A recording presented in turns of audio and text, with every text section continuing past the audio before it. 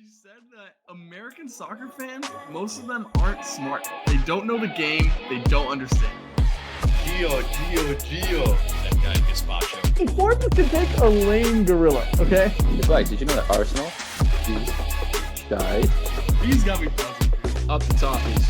It's hard to up them anyway. I'm not even gonna comment on that. Welcome back to Footy with the boys. It is a two-man episode today. We have lost Mike. Rest in peace, brother. R.I.P. He will. He's in a better place right now, but he'll also be My back high. in about a week. So he's up high right now. We have a lot to talk about. It is the off season, but there is no off to the footballing world. We'll start with some just big news of the week. A lot of that around managers here, some transfer rumors. Go through the carousel that is Chelsea, Man U, and all the managers that have found spots, are rumored to find spots. We'll go through the FA Cup and Manchester United getting a trophy after this year Crazy. is something absurd. And then finally, we'll close it on a U.S. men's national team corner ahead of a busy summer for them. But Nick, let's get started with the team that we've talked about quite a bit this entire season. It is Chelsea Football Club, the billion-dollar summers that they have had. They fire Pochettino, mutual parting of ways. It's an extremely young team. It's an extremely dysfunctional club at the moment where it just seems like nothing is stable. They've struggled a lot. We thought they might be in Europa League. As we mentioned, Manchester United won the FA Cup, so that knocks them down to the Conference League. Plenty of people are saying that all their opponents next year are like Wi-Fi passwords in the Europa Conference League. It is like Bulgarian champions. So they're going to have a good shot at winning a European trophy next year. But they're certainly going to want to get back into Champions League because they are spending a shit ton of money, as Chelsea has really always done since Roman Abramovich took over, but certainly since Todd Bowley took over. They need Champions League football, or else this FIFA financial fair play is going to bite them in the fucking ass. Thomas Frank and Enzo Maresca are rumored with them right now. Who do you prefer out of those two? Who do you think on just the entire market they should look at? And are any of these really a step up from Pochettino? No one's a step up over Poch, but I think you need to get someone. I think the board wants to get someone who doesn't have as big of an ego, so that they don't like. They just need to get on one vision, and that was not what was happening with Poch there. So there's a lot of reports that they want, kind of a younger manager that's going to play possession-based style and be progressive and grow with a lot of the young talent they have. And I get where they're coming from, but I mean, the other name that was rumored was the Ipswich guy, the McKenna guy, along with Maresca. So two of the three promoted teams, or Thomas Frank. Like that's the list. That's the short list. That's terrifying. There was talks about De Zerbi, but it seems like he's kind of going out now, not really going to be the guy there, which I don't think he would have been the right guy anyways. Taking a shot at one of these young guys, I think it is really, really risky. And I get what they're looking for, and I understand their points for looking at these guys. And I think that I don't know too much about Maresca, but I really rate Thomas Frank highly. We've talked a lot about him this year. I don't know much about McKenna, but seems like the whole world's trying to get him, so you'd assume he's decent. I mean, two It's just straight a promotions big does job. that to you. Yeah, it's a big job, and I think I don't know. I feel like you need someone who. I mean, all these guys are making so much money on Chelsea. Like, what's Thomas Frank gonna tell them? You need someone with a little bit more authority, someone with a little bit more cachet, I'd say, than either of these guys. So I think maybe it might be the right vision, like of bringing in a younger manager, but they still need a personality that these players are gonna look up to, and someone that they're gonna get behind. Maybe one of these three are good enough, like just leader of men to do that, but again, it's a really, really tall task. I think, you know, my own club did the same thing. We hired a young up and comer in Mikel Arteta, but at that point, he captained Arsenal. He had been part of the title winning side at City as kind of the number two there. So I think he had a little bit more cachet, especially in like the Arsenal hierarchy. So I think it's a risk. personally, of those 3 options, I'd go Thomas Frank. I like what he does a lot. I love the football that Brentford plays. But even he, I don't know if he's the right guy. What do you think? I I like Thomas Frank overall, but I think it's tough because Chelsea as a football club, it is wild amount of pressure to perform, crazy amount of attention Yeah, dude. on social media, on just regular mainstream media. Their standards are extremely high, and they've obviously not been hitting them recently. But is Thomas Frank a guy that, yes, at times Brentford looked rather well, but it's not like it's always been an amazing showing with Brentford. They've had a lot of really tough stretches where without an Ivan Toney to help them out, without certain players, it looks a Yeah, lot facts. different. With Chelsea, it's an extremely young team, and I think if you as a manager have that bit of, hey, it can be rather inconsistent, I don't think that helps out for what Chelsea want to do. That's why I thought maybe Pochettino would have stayed because he is, I think, a big name, has done a lot in the managerial world where he kind of demands that respect from young players. Or if you get a young manager, you get somebody that has not really proven themselves too much in terms of high level achievements, like a McKenna, 2 back-to-back promotions and getting into the Premier League. That's, an over $200 million 2 seasons by him for Ipswich Town, doing insane things. One, I just want to see him stay with Ipswich and just see what they can do with him. But two, He's insane. that is, I mean, he's I been think that's the height of him. He hasn't gone to Champions League. He hasn't done all these things where some of these players in that squad that Chelsea want to bring in, they're going to be $100 million players. They already are $100 million players, and they're going to have egos. And it's hard to then come in and say, you have an Ipswich Town team that you can ban them all together because they're all in the championship. None of them are crazy high level paid players. It's a different beast, I think, here. Is that appropriate, or do you think it's maybe looking a little too far into yeah, no, experience? I think you brought up something good with, like, the whole expectations thing, and one thing that it made me think of as you were talking is, like, I do think a guy like McKenna and maybe Maresca. I think Maresca's, like, early 40s. I know McKenna's 38. Frank is already in his 50s, I believe. I think you can sell patience to the club and to the fans a little bit more if it's, like, kind of a younger manager. And Yeah. whoever Poch, like, because that's the thing with Poch, right? He came in and, like, people's expectations were you have to get top four. You just signed this high profile manager. You have a 1 billion-pound squad. Like, he didn't reach that. This team would have never snipped top four. I think it's really impressive they finished top six, especially with the first half of the season they had. So I think maybe a younger guy like gets you a little bit more patience and maybe like lets you go through your process in a more like with just a longer timeline. Maybe Frank, even though he's my favorite manager of those. Again, I don't know that much about Maresca or McKenna, if I'm being honest. I didn't watch too much championship football, but maybe if you go with a younger guy, you just get more patience, and that way, like you can actually have a project going over multiple years, which is what Chelsea needs. I think, strangely enough, I actually do think that this year ended up being a stepping stone, especially like on the back half of the season. Um, but yeah, I don't know. I just don't think either of these guys are the right guy. I think they should be looking for their next Arteta, the next one, you know? I just don't think that guy's really out there right now, so it might be kind of a tough summer to have. The only guy who I really liked was Mota, but it seems like he's going to Juve, I believe. So yeah, it's a tough one. We'll keep you guys updated on it, and we'll keep glued to this story. But Chelsea's not the only team looking for a manager, so Oh who no, else we they are got not. next? We have none other than our FA Cup champions, Manchester United. Well, not officially confirmed, but we believe Manchester United have Erik Ten Hag out. That's what all the reports are saying from inside sources. Erik Ten Hag goes out with another trophy, but now, similarly, McKenna has been in the shouts here. Tuchel making his return to the Premier League potentially, or as we just spoke about, Mauricio Pochettino potentially going to a Chelsea rival to Manchester United here, making his journey across the top six here.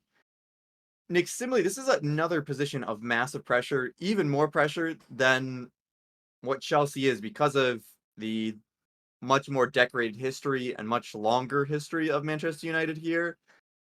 Who do you see them bringing in, and how big of a step up are you getting from Erik Ten Hag here? He's getting trophies, but it's really only stat lines that he's gotten a trophy in both years. But the way they play is dog shit, and they just got 8th, which is their worst finish of all time. Yeah, we'll talk about Ten Hag and like his side of the story a little bit later, but it Yeah. does seem pretty close to confirmed, especially if you saw that hilarious interview after the FA Cup, which again we'll talk about later. But yeah, it does seem pretty much confirmed that they're going to go in a different direction. Um, I, I think with Man U, you got to burn it to the ground. I think a guy like McKenna makes a lot more sense here. Y- I know what I just said with Chelsea. Maybe a younger guy buys you a better timeline, but if you're Man U, if you hire Tuchel or Poch, what are the odds that in 3 seasons, either of those guys are still the manager? It feels Yeah. extremely low. It's extremely low because again, there's gonna be immediate pressure on them to perform. They don't have the squad immediately to perform. So I don't think that is the correct route to go. I think both of them will grow frustrated with the expectations and what's needed from a club of that stature. And to be honest, at Man U, just the chaos that lives within that structure. So I think Man U is actually in a pretty decent position to burn it to the ground and to really build up here. And again, it seems like everyone's after this Kieran McKenna guy. Don't know too much about him. It is impressive that in their first year in the championship, they got promoted. I do know they played attractive football. Again, I don't know much about him. Um, so if he's your guy and you're Man U, then you have to go get him. I know he's rumored to Brighton too or whatever, and he was rumored to the Chelsea job up until it seems like recently, but who knows there. If you really believe in that guy, then I say you go get Kieran McKenna. I say you go offload some of this dead weight or a lot of this dead weight and really start buying some players that you believe in. It could be like their summer of like, okay, you buy Gabriel and Ben White. You know what I mean? Like neither of them are actually gonna help you finish much, much higher in the table this next season, but you're building solid foundations. And I think that's what Man U needs because that foundation is shaky as hell. So I actually like if you believe McKenna's the guy, then I say go get him, build this thing back up from the bottom, I should say. If players like if a Marcus Rashford wants to stay on to go through that, then fine. But if not, then sell him because like this club needs to be streamlined and all going in the same direction in order to actually do anything. Personally, as an Arsenal fan, I hope they hire Poch. I think that'd be funny. Yeah, I mean, I think there's a case for all of them. I see why they're interested in them. I think with McKenna, the reasons are obvious. He just got Ipswich Town promoted after getting them promoted the year before. He can say, "Hey, listen, you don't have the squad right now. I can win with less. You just saw me do it with Ipswich Town. We have not even close to the same amount of investment as a Leeds or a Southampton. We finish above them, got the automatic promotion. Let me take over Manchester United. Imagine what I can do with money." Amazing argument there. You go to Pochettino, he comes in, he says, "Hey, listen, I just dealt with a young squad that was transitioning, trying to get back on the uptick. Look what happened towards the end of the year. We got to that uptick. I can get you from that stepping stone. I've done this. I know what I'm doing with the young players," which Manchester United are going to have to lean on young players because the old players that they've been trying to play have been Doc. shit and they're going to be moved out. So he's going to say, "Hey, listen, let's do the same exact thing that we just did at Chelsea. I know how it goes. I know the growing pains. Let me take this over." He has a bigger name, so it might help out with him getting hired there. Or if you're going with Tuchel, he said, "Hey, listen, same thing as I've been with Chelsea when they had a bunch of younger players, and I was able to play maybe not the most attractive brand of football. That's not really what he does, but he's able to get results is what he's really able to do. That's why he does so well in tournaments. Can stop the bleeding a little bit for Manchester United. I don't know if that's necessarily Yeah, the most attractive one, that just seems but like such a his like a success in the patch championship. job. Yeah, You know it's what I a very mean? much so patch job. Yeah. Like that's a stopgap. He's not going to be the guy in 3. I feel very strongly. Maybe Poch can be, but I know Tuchel won't be. In 3 years, he's not going to be the Yeah. Man U manager. Maybe he stops the bleeding, and that's fine. But if you're a Man U's board, you have to take a real honest look at the past like 15 years since Fergie left, and be like, we're garbage. Like we need to. I think it has to be burned down from the studs. You have to restart all over again, and I think McKenna again. If you believe McKenna's the right guy, then I think you go there. I get where you're coming from with the other two, though, for sure. I think one final shout was a return of Jose Mourinho potentially Jose, here. He is a special Jose. one. He has won Oh, he European is. trophies. That is what He's you not. He's want not. to be doing. But that would also be probably a 1-2 year until it eventually blows up and you have Dude, issues. I want to see him on a national team so bad. I think he'd be so good for international Oh, football. I he's really so do. good. Because he's Oh so my good. god. The tournament competitions, he would absolutely Yeah. do amazing. I think Tuchel should go international as well. He is Yeah, that's a fair too. I don't think he's a season His lifetime. It's sit back and you get results. That doesn't necessarily work when you're trying to run away with a title, but if you're just getting through group stages, I mean, he's shown it in the Champions League. It's a good I thing. feel like his players don't like him though. I feel like players like Mourinho.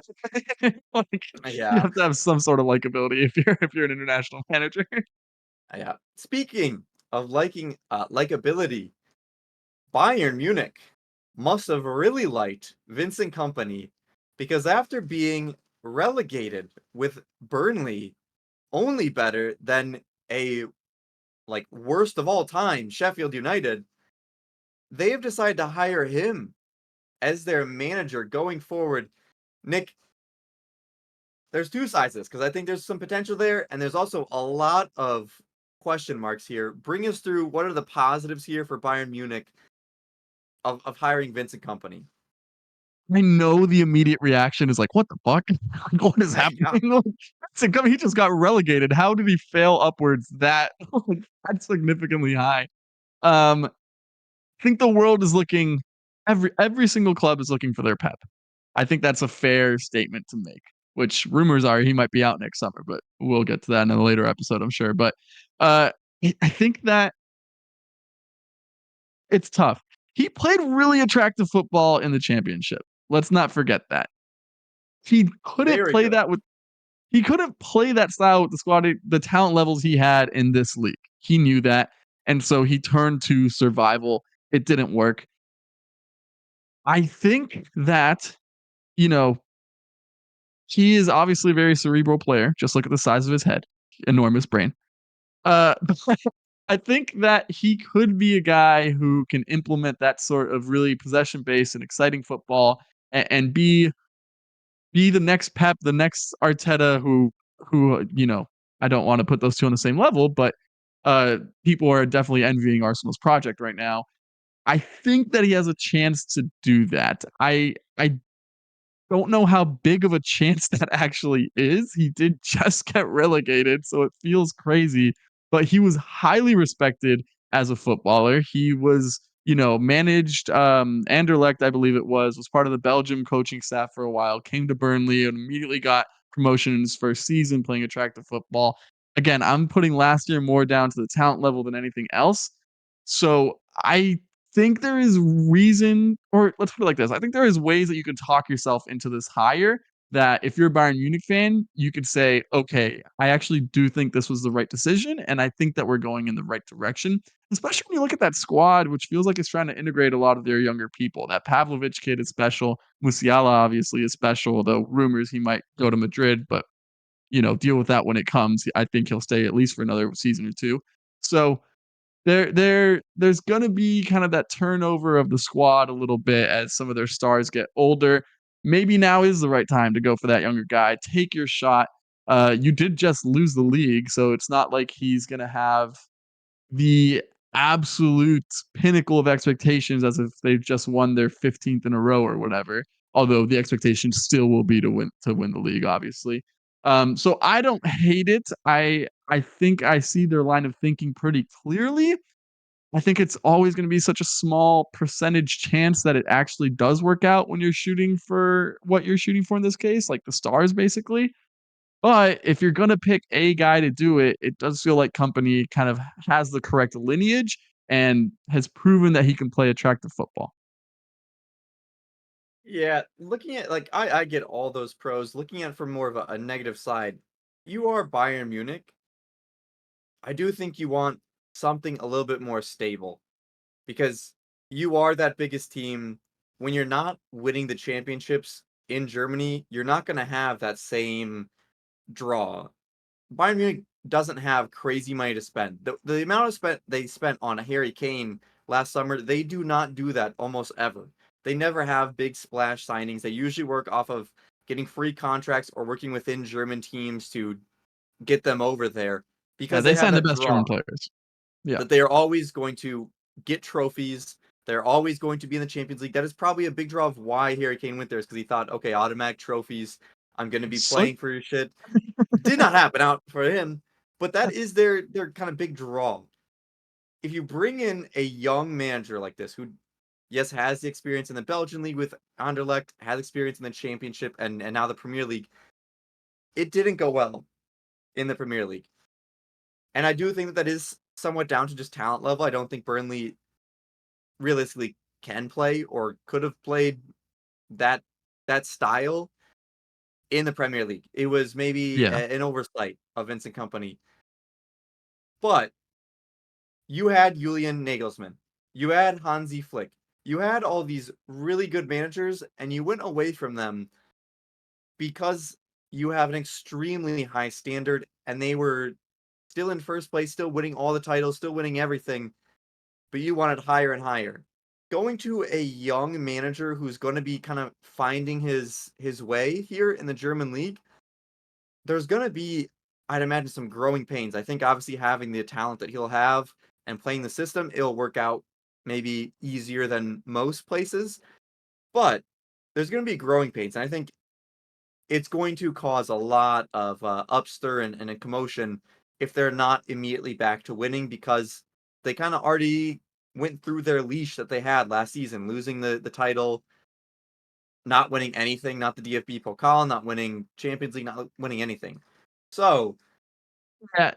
To high me, I think expectations. what you said, I think that Nagelsmann firing him was really the big mistake here. I think Yeah. that maybe this is like realizing that that was a mistake because they went with Tuchel. They're like, okay, this guy, has the pedigree. We believe he can win us a Champions League. I think that's what they thought when they hired Tuchel.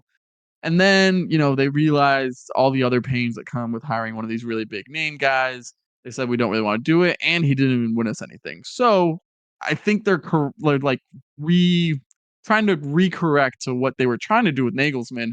And unfortunately, he's not leaving the Germany job. He loves the German job, and I'm sure that bridge is at least a little bit burnt at this point. So um, they went with Company. I again, I see their line of thinking. You are right about one thing though. Like, if they don't win this league next year, they're never doing a Harry Kane transfer ever again because Yeah. no one's gonna want to do it. You're like, wait, so you can't even guarantee me a title if I come here? Now I'm just gonna go live in Munich away from like my family wherever I am and play in a league that has 6 teams that are really good and kind of falls off after that pretty steep, I think you can argue. So, yeah, it's gonna be tough. He's gonna have to win the league this year, which who Yeah. knows if that happens. But I see I the do think that this works out. My prediction is You that think this so? works out. I I don't know, bro. Seeing him with Burnley in the Championship, they were a completely different team than what they were in the Premier League. I do think that's down to talent. I I think with just the amount of talent that Bayern Munich has, most managers will do well. With Company, I think he's a bit more competent and has a better system for modern football than Tuchel did. So I I also just don't think don't Bayern think Leverkusen can go that crazy this multiple years in a row. I think Leverkusen's gonna win it again, bro. They're gonna keep Xabi Alonso, who I mean, you could think whatever you want of Vincent Company. Xabi Alonso just did it. So, like, if you Yeah. want to talk about like respect of their players, well, Xabi Alonso has that higher than Company does. Well, like, it could work out because Company does have that pedigree of his career and, not really of his coaching career, but definitely of his playing career. So it could work out there, but I don't know, man. I just don't think they're gonna be able to be better than Leverkusen next year. So I unless think that comes down Leverkusen to summer loses, transfers. Yeah. how many people do you think Leverkusen's actually? I think they lose If they lose Frimpong. Frimpong, I think that's How big. I don't think that's that big, He's dude. Did you see him in the massive. Europa League final? No, but watching other games other than just the Europa League, he is so Dude, massive he for like them. plays as their second striker. It's Yes, so weird. he's so damn good. He is so damn good I for don't them. know. I think someone's gonna overpay for Frimpong and realize that he has to play a very specific role, and I Yeah. think he might I think he might go to Man U if they hire Tuchel or someone like that, and I think he might flop. But I I don't don't think know. he'll flop. I don't think he'll have the goals and assists that he was playing fucking striker this year. Wing back, Yeah, wing back but my ass, dude. Yeah, I yeah. don't know. I think you're probably more confident than me, it seems like. I'll tell you what though, the Bundesliga next year is gonna be something to fucking watch. Bayern That'd be cool, Munich yeah. with Vincent Kompany, Xabi Alonso with Bayern Leverkusen, and then Dortmund again. I mean, now in a Champions League final, gonna be coming to that season hot. There's gonna be something to watch Post there. Royce. Post Royce too, yeah. Maybe post Yeah. Mats Hummels as well. It's be But sad, bro. speaking of the Bundesliga, the former Bundesliga coach Hansi Flick, Barcelona. Oh, good God! It's this goddamn club. Xavi was out, Yeah. then begged to be back in by Laporte. Reports are saying they went to a dinner and he said, "Please stay as our coach." Xavi says, "Yes, I will do it. I will stay at Barcelona. I will continue to be the manager. I can do this." This was after he bitched about how stressful it was and how he absolutely could not take it. Then Laporta has meetings with Hansi Flick and decides, you know what? Actually, I got back together with my ex-girlfriend Xavi, but I'm gonna go cheat again. I found a new girl that's better. It is Hansi Flick. A roller coaster that could only be the dysfunction of Barcelona here. Nick, how do you see a Hansi Flick, a German manager, going to Barcelona? I don't really like that fit that well. What do you think about it? I think that if you're a Barcelona fan, you've known this for a while, but I think for the general public, this is officially May 26th. The death of Barcelona is like one of the biggest clubs in the world because I think what an absolute clown move by everyone involved in this. If you're Hansi Flick, what in the world are you possibly comfortable saying yes to this job? After just seeing the past 2, 3 months unfold with the whole Xavi situation, like you sign a contract with the board of Barcelona, that means absolutely nothing. If you're the Barcelona board, if you're begging your legend to stay, how are you immediately turning around and be like, nope, later? There's definitely more fishy stuff going on in the background there, but that's crazy. And if you're Xavi Hernandez, how do you bitch for 3 months, say yes, come back. And now he's talking about like Barcelona will forever be in my heart. Like I will always be at the ready for them to take me back. Like, dude, I thing stinks to the high heavens. And one Leo Messi carried this club for a very, very long time. It feels like, and I know he's been gone for a while, but in my mind, Barcelona are no longer like serious. I think that is just a clown move by them, and I think the whole thing is one big shit show. I hate everything about this. I think Hansi Flick's a good manager. I don't think it's gonna matter one bit. What an absolute joke. I mean, they've been imploding financially since having to let Lionel Messi, the greatest player of all time, go.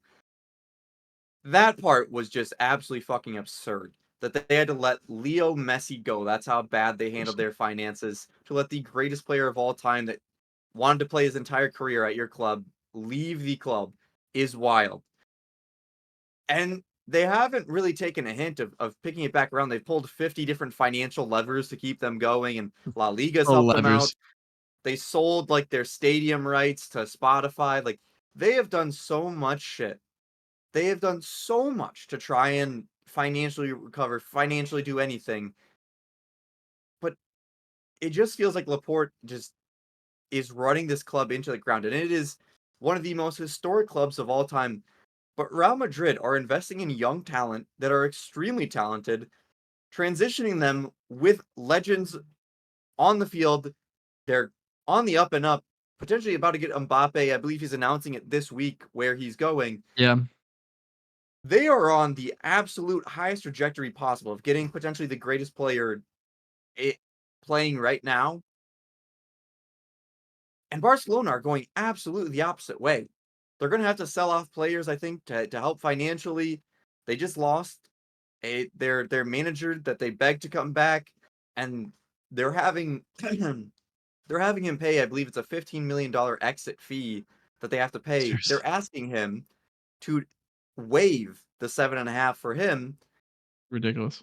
It is crazy what they are doing here. They are so poorly ran, and it sucks because they have so much young talent.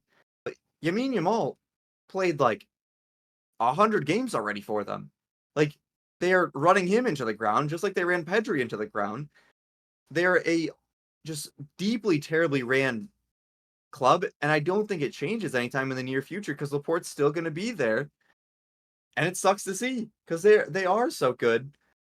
But does Xavi now, getting away from the most toxic environment, which is hard to say because of places like a Chelsea, like a Manchester United, the most toxic club right now in world football, does Xavi go away from that? And do you think maybe he's like, oh shit, maybe it's not wildly stressful. Maybe it's just Barcelona is absolutely in ruins right now.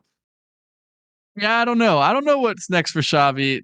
I don't think he's going to land a job if I'm being completely honest, but I feel like he kind of rode his name to the Barcelona job. He was like what, coaching Saudi before this or something like that, Qatar. So Qatar, yeah. I don't. I really don't know what's next for Xavi. I will say this moment, like them firing Xavi, it seems like trying to restart a little bit. Be the start of the Arsenal Championship DVD next year after we sign Frankie De Jong. So who knows? Maybe this has a silver lining for this guy. So who thinks more mad right now with their situation that they're in? Harry Kane or Robert Lewandowski?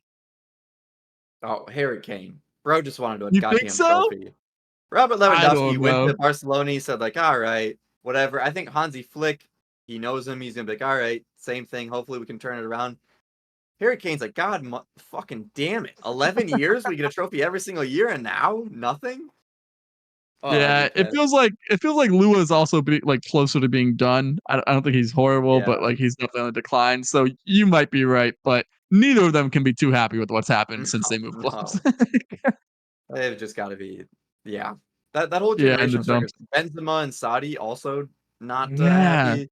That entire like top 3 strikers in the world of like 2 years ago is weird, not doing hot. But weird. Nick, let's move to some transfer news. You kind of touched on Arsenal potentially getting De Jong. Let's talk about another midfielder going to an Arsenal rival, Manchester City. Lucas Paqueta getting a potential ban This guy. for his role in some betting and some yellow cards that he picked up to win some bets. He was rumored to be going to Man City, like I just mentioned.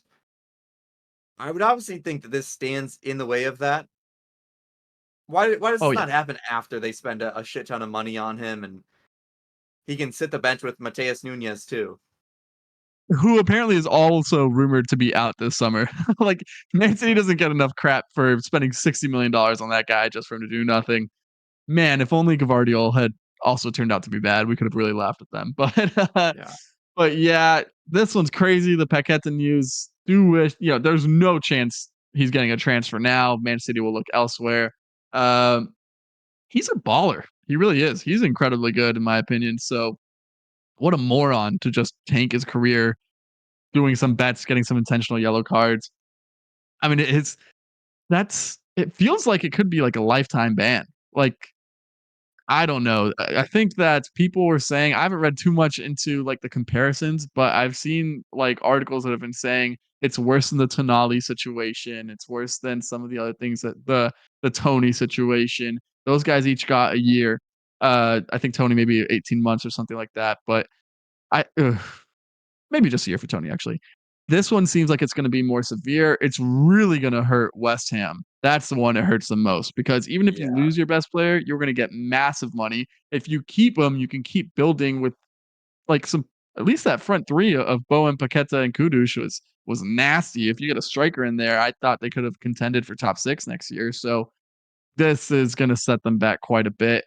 I mean, I would say sucks to see it, but he's kind of a moron for doing it. So, yeah, I do wish he would have gone to City first, though, for sure.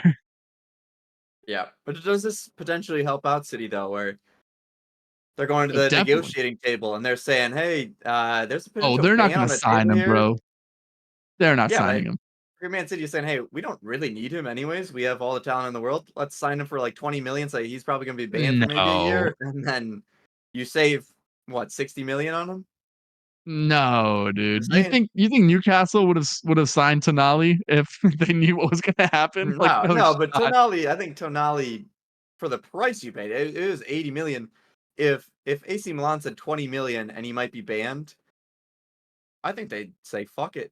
We save 60 Nah, million of what we would have paid and get him in no a shot. year. No I shot. don't By the way, we know. did not talk enough about how Newcastle played that entire season without an $80 million signing. That was a pretty big hit for them. Every time we talk about their dysfunction, like we talk about injuries, they had a big loss there with Tonali. Shout out to Yeah, Man that's U for knocking Newcastle out of Europe. out of Europe. Maybe Yeah. maybe Arsenal can come and swoop in some of these players that were rumored to. But yeah. Yep. Well, that is where we go next is Arsenal and some rumors. Rumors of Marcus Rashford to Arsenal are swirling. Nick, we've seen Havertz go from Chelsea to Arsenal and pick it up, score some goals, and find what seemed to be back closer to his form that he had with Leverkusen. Marcus Rashford, on his day, is one of the top players in the Premier League. When he is truly on his game, he is unbeatable. If he goes to Arsenal and he gets it sorted out, like similar to Havertz did, even just a little bit back to what he is capable of, that is dangerous. That is dangerous for Arsenal. What do you think of this one? Yeah, I think on his day he's a match winner, and there's not a lot of people in world football you can honestly say that about. And I don't think there's a guy on Arsenal who I think you can honestly say that about. I think Saka's the closest, but his consistency has turned way up. And I don't know if I'd call him still like a match winner outside of just a really, really elite piece to the puzzle. But Rashford on his day, I mean, no consistency whatsoever, but on his day, he is a match winner. And those are hard to come by. So I actually did a short not that long ago. If you're not seeing our shorts on Instagram, YouTube, and everywhere else, go check them out. They're great, minute of content, fun times. But I did one a while ago saying we're not Charity FC. Let's not do it. We're not in the business of reclamation projects. Havertz was a one-off. Let's focus on ceiling raisers or like building out our depth. Uh, I think I'd take Rashford at Arsenal. I would. I think he'd be a complementary piece to our front six, and if he really finds his form, then I think it would work. The reason though that I'm against this transfer, there's no way Man U's letting him walk for like less, especially to Arsenal. It feels like they'd ask Arsenal for like 100 million. That's really what it would feel like. And I there think is, right now it's a buy low moment at this time I because he's don't. not even That's what they making said about the squad. That's what they said about Havertz, and he cost 65 million. Like that's not necessarily buying low, I would say. Like if you can get Rashford for 45, sign me the hell up. I am If in you there. get Rashford But for 70, are you saying yes? no. No, I think I'm saying no, bro. I think because I don't think that wide forward is the number one position in need. I think the number one thing we need is a true elite midfielder to wrap up that midfield. Rice, Which Odegaard, is and blank. Frankie. I'd go Frankie. I'd go Frankie Frankie. De Jong. There's rumors. There's rumors of Bruno Guimaraes. I think he would actually work in that midfield really, really well. I personally hate him, so it'd be a tough sell, but I do think it would work. But I would rather spend 70 on Bruno than I would on Rashford, if I'm being honest. So I just think get a true. The only guy that needs to change in our starting 11 is whoever that third midfielder is, in my opinion. Party was You off the don't think pace you when he need a new came back. striker? I think we do, but I think someone like Benjamin Sesko who can grow into it. Havertz is good enough, I think, to play that role. Look at his numbers, playing half the season in midfield. That is impressive what he did this year. And I think he still has space to grow as a nine. I really like him in our system as a nine. So yeah, I really think that if we're gonna spend one big chunk of money, I don't want it to be on Rashford. Now, if you say you get Rashford for 75 and you spend an 85 on Frankie, a 90, or on someone of that caliber, it's not my money. Fuck it. Let's do it. But If you're telling me that Rashford's gonna be the marquee signing this summer, I'm not for it. That's not what this squad needs at the moment. We need another forward, but he can't be the number one guy this summer. The number one guy has to be a midfielder. Yeah, if you guys get Frankie De Jong, I think that immediately boosts you. I mean, again, you're in second place and you have to beat out Man I think City, that but makes us favorites, bro. I I think really that think it does. that boosts you quite a bit. I don't know about favorites on paper, but it certainly helps out your odds quite a bit. But I think if you were to get somebody like a Rashford or like, I don't know, just a striker that I could truly believe, okay, they're an absolute killer at striker. They're going to create their own goals as well as finish off the chances. That's when I think that you guys do really, kind of edge out that City because the way you guys were playing arguably better than City for good chunks of the season here. It's just Dude, City but has that crazy world beater talent. dude, Eddie Nketiah started 9 of our first 11 games as striker. Do you remember that? Exactly. Like, So you I guys saw definitely that need stat. to do that. I saw that stat the other day, and I was like, "No way, that's actually true. That's crazy."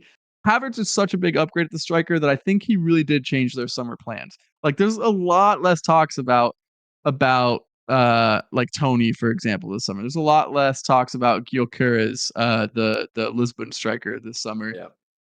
There's still rumors that they want Isak, but I think that price tag is going to be too high. I'd rather have Isak than Rashford. By the way, if we're choosing between those, but I think Havertz is good enough to be in the starting 11 of a title winning side. I really do think that. I think the only spot that wasn't was that third midfielder this year, and so let's go get one. Yep. I think it'll be an interesting summer for Arsenal in terms of the transfer strategy. Let us know what you guys think they should be buying here. Who, what position, and where does that put them in terms of their title aspirations? Let's move though to Marcus Rashford's club. It is Manchester United. In the FA Cup final, they faced off against their in-town rivals, Manchester City. And Manchester City, coming off of winning the league with just an unbeaten run like none other, end up losing this one 2-1. The goals for Manchester United coming from their youngsters, Alejandro Garnacho and Kobe Mainu. Jeremy Doku got a late goal the second that Johnny Evans was subbed on. That is his go time. Is once he sees an old defender on, it is Jeremy Doku time. But he did not have as much of an effect against Wan-Bissaka, as he's a bit younger and actually has some pace to him. Ridiculous. A very good performance for Manchester United to get a win here versus their rival Manchester City, prevent their rival from getting a trophy while getting a trophy themselves. Nick, this is a trophy for Erik Ten Hag. In 2 seasons, he does have 2 trophies.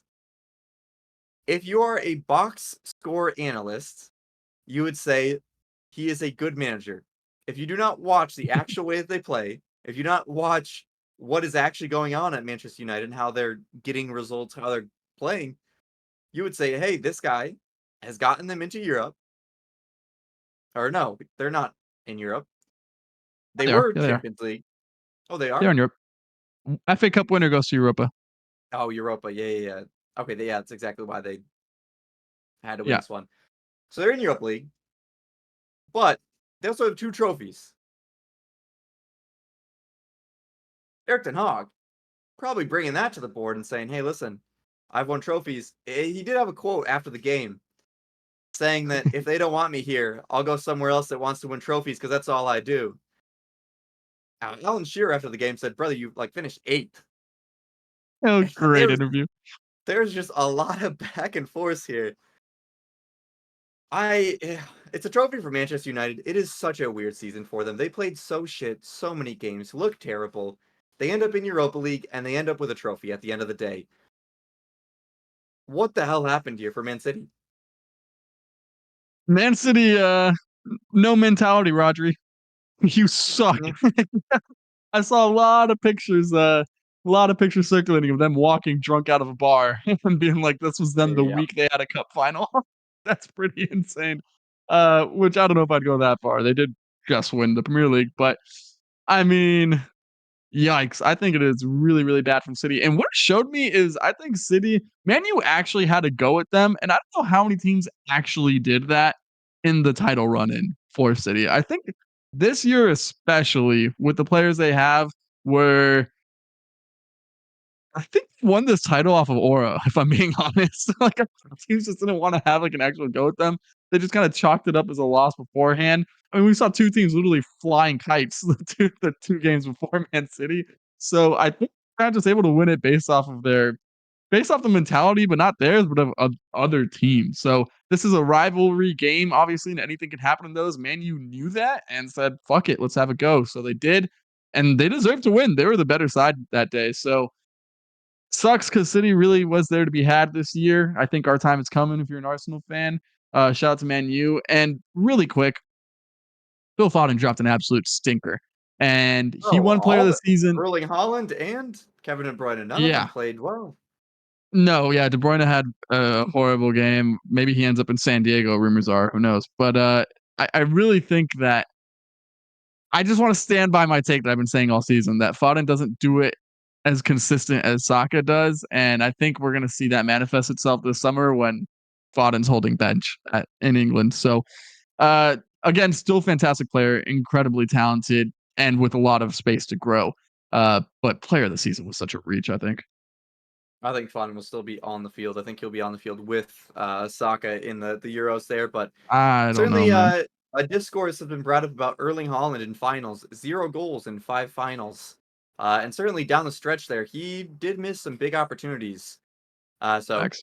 I mean, obviously he is an insane player, insane striker, and a big part of Man City. But in those clutch moments, those are where your legacies are built, and he has not quite come through yet there. But Manchester United ending their season with a trophy. What an enigma of a team that is. We Nuts. move to hopefully another bald manager that can get a trophy with their team this summer. It is Greg Berhalter and the U.S. men's national team corner. Nick, Christian Pulisic will be leading our team in Copa America. He is coming off 15 goals and 11 assists in Serie A. The only two other players to do that this season are Rafael Leao, star, probably going to go to PSG this summer for 100 million, and Paulo Dybala, La Joya, the Diamond. La Jolla. To be in that elite company, I mean that is insanely impressive, and he has done it so consistently for AC Milan. Week in, week out, he hit 50 games for them. Do you think the 15 goals, 11 assists for Pulisic is a bigger sign of the positivity, or do you think it's that after all the injuries he's had, after everything that he has had to gone through to be on the field with managers and his hamstrings and everything that's happened, that 50 appearances in one season is the bigger accomplishment for him?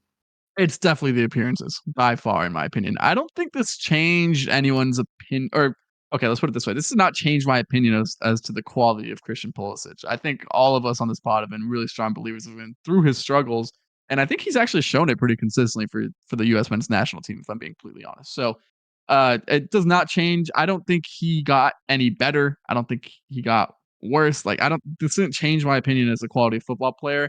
This must have done a lot for his confidence, I think. And a confident Pulisic is obviously the best one that you can find. And the 50 games mark is huge just to show that he kind of can handle it. He has had injury history. That has been something that has been like part of his attributes. Like he hasn't been super durable. So yeah, I think the 50 games is by far the more important thing. And just the confidence more than the actual stats that he's going to be heading into this summer with can only mean good things for America.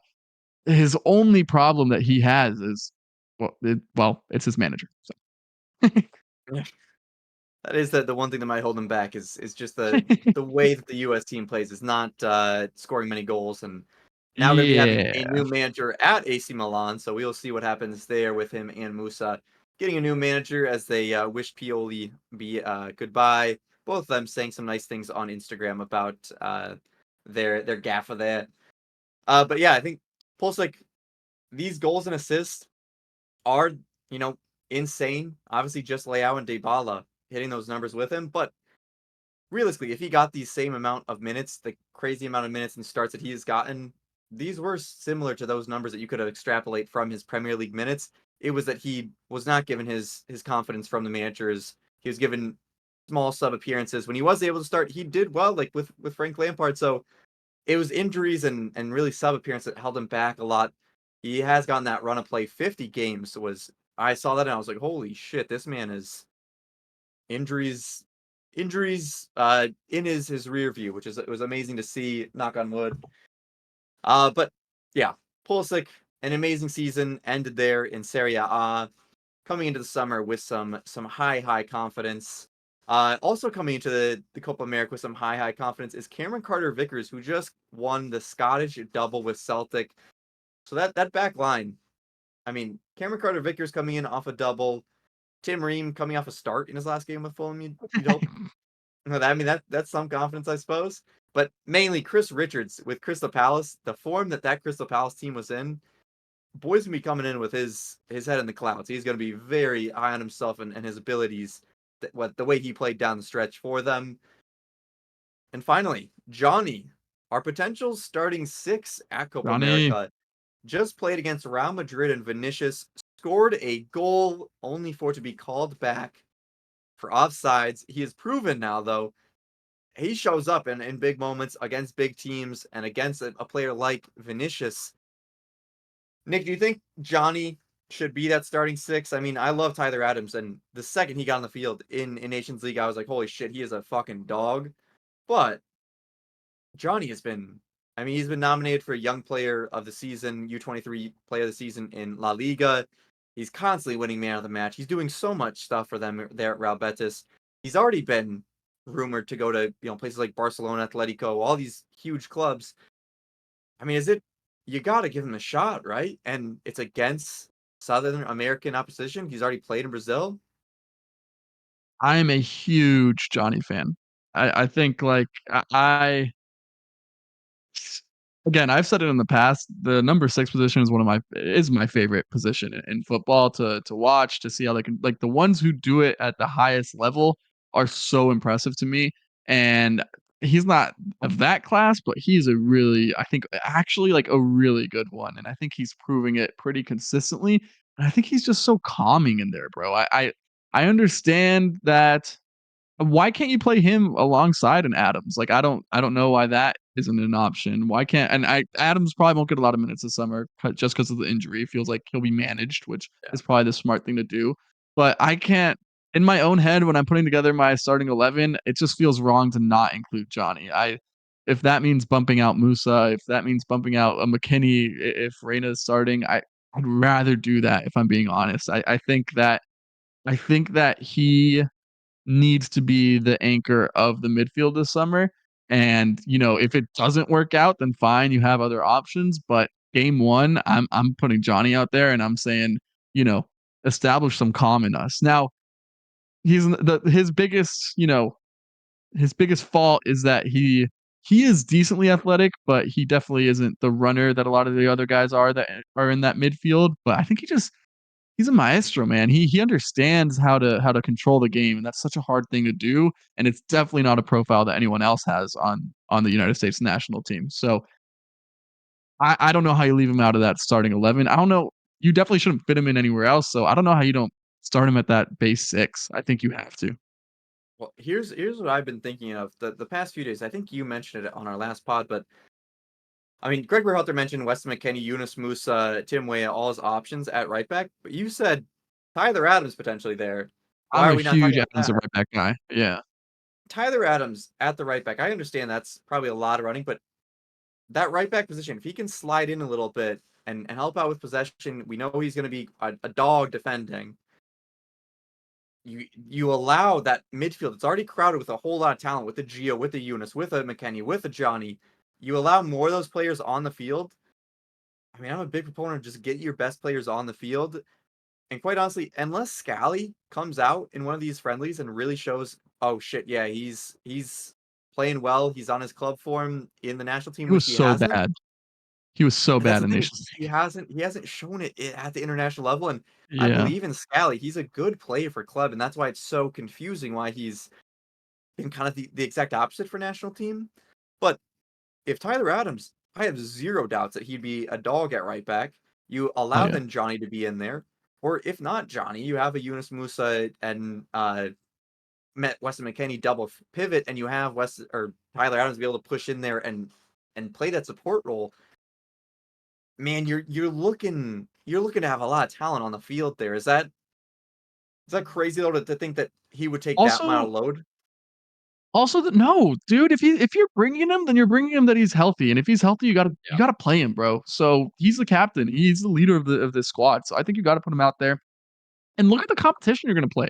Look at some of these wingers that you're gonna have to go up against in Copa. Like these, you need a dog out there, and that is what Tyler Adams is. He's if his legs go, if he gets injured, then that sucks. But if you're gonna like, why bring him if you're not gonna play him? You know what I mean? I understand managing him, but you're playing for your goddamn country. Like Yeah. this is the time to go all out. So it's a Especially his huge tournament. leadership on the field, Yeah, leadership bro. is crazy.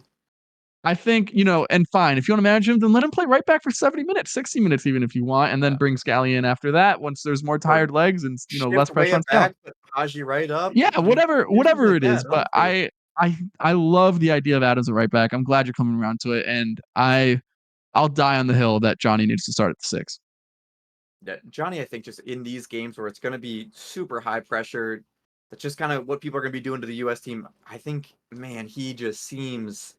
I get a Musa McKennie obviously helps out with press well. They're very press resistant as well, but Johnny just has a different press resistant about him where it's a lot more pass oriented, not shield him off physically and dribble. Yeah. So yeah, I think Tyler Adams, a good shout at right back. Let us know what you guys think about Tyler Adams at right back. If he should be the center defensive mid, if he should be playing with his injury history, who gets on the field for the U.S. here? It's going to be a big summer between Copa America and the Olympics for the U.S. team. Nick, close us out with some final thoughts here. Yeah, Premier League is gone, but we are not, ladies and gents. Footy with the boys is going to be here with you all summer. We got a bunch of content coming. Mondays and Wednesdays episodes will be dropping. And check out our Instagram and YouTube shorts for throughout the week as we drop these minute reaction videos that are going to keep you up to date on everything you need to know about the soccer world. So it's going to be a great summer. Excited for Copa, excited for Euros. Fuck it. Excited for the Premier League at the next season. Up the Arsenal. Up the Arsenal, subscribe, like, turn on the bell for notifications, and we'll see you next time. Peace.